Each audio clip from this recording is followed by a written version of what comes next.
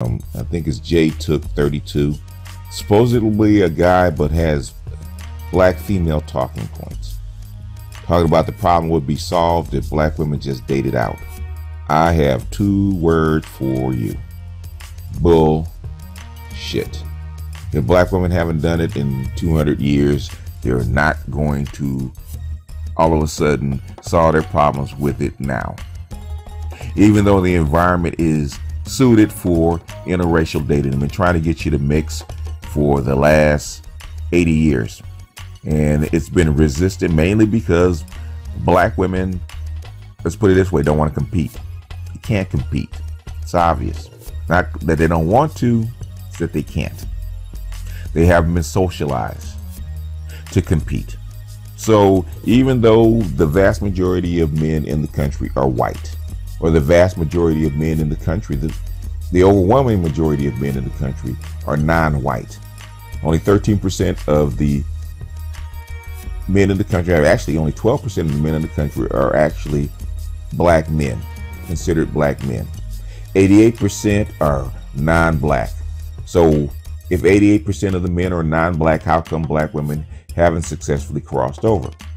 It is because they have not been culturally socialized to compete in their arenas with other women for their men. It's not about looks, it's not about color, it's about socialization and culturalization. Black women for the last 200 years have been socialized in a de facto matriarchy. They've been socialized to be that way, in opposition to a socialized patriarchy by most other cultures. They're in a precise opposition to it. Even Monahan said, well, hell, even Frazier said it back in the 20s. It's not a new phenomenon. Black women can't half the time get along with their own men, much less men of other races.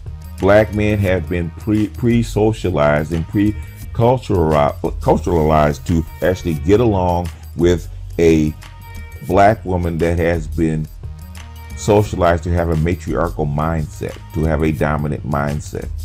Other men have not, so there's going to be friction.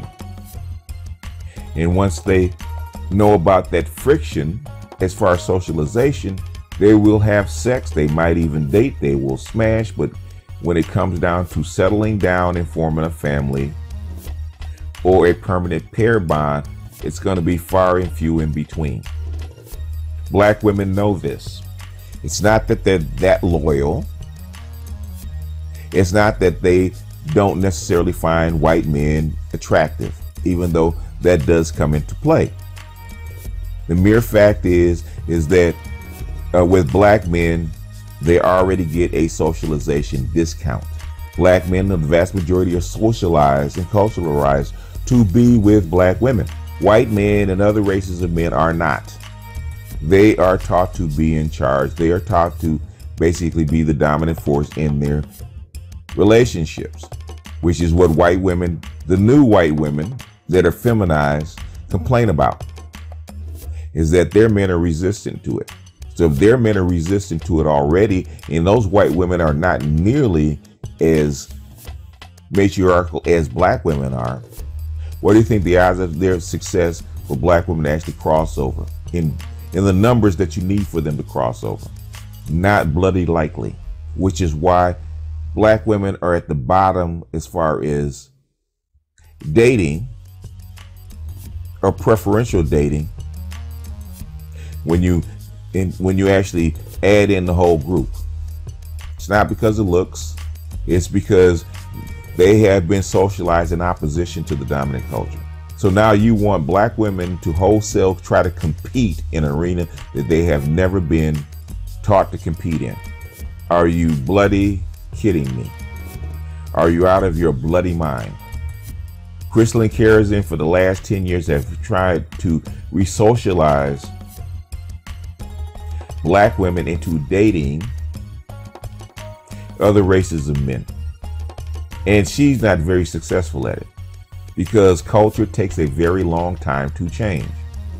Now, unless black women want to wholesale move out of the black community, I'm talking about single black women, move out of the black community and into the white community and change their cultural brainwashing, to adapt to the white community and to white men, their odds of success are going to be very, very low. And it shows up not only in the dating pool, but also in the marriage pool. Because at the end of the day, the gold standard for all women is marriage.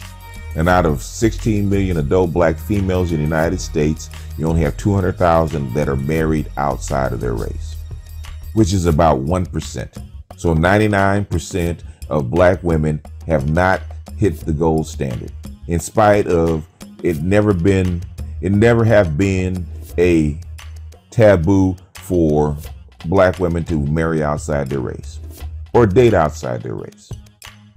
Now, Jay took 32. If you want to put up a video or anything like that proving that I am wrong, I don't mean no anecdotal evidence.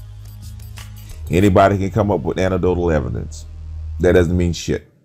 If black women really wanted to actually date outside their race to solve their goddamn problems, the vast majority of the United States is white. And there's places where there's nothing but white men. And there's places where there's nothing, where the odds are so skewed in a black woman's favor for finding a white man. That's not ridiculous. If you move up north, there's nothing but white men and white men without mates. Move up to Idaho, move up to Montana, move up to oodles and oodles of other places where there's nothing but white men. You will find you a white man. How come you don't?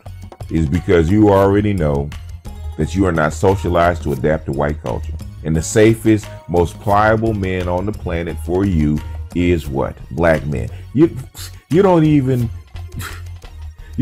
date African men. African men have a hard time adapting to you. And these are men coming from the continent. Black American men have no problem dating and marrying African women. But the opposite is true for black women and African men. I've heard that more times than I can count. You are not socialized to be with any other man except your African American man. And hell, if you can't make it work with him, a group that is already pre-socialized to be with you on any major way, only a quarter of you are married to your own men that you can't even get along with. How are you going to go to somebody else's group, to somebody else's playground and compete? Does that make sense to you? Are you hearing me? The proof is in the pudding.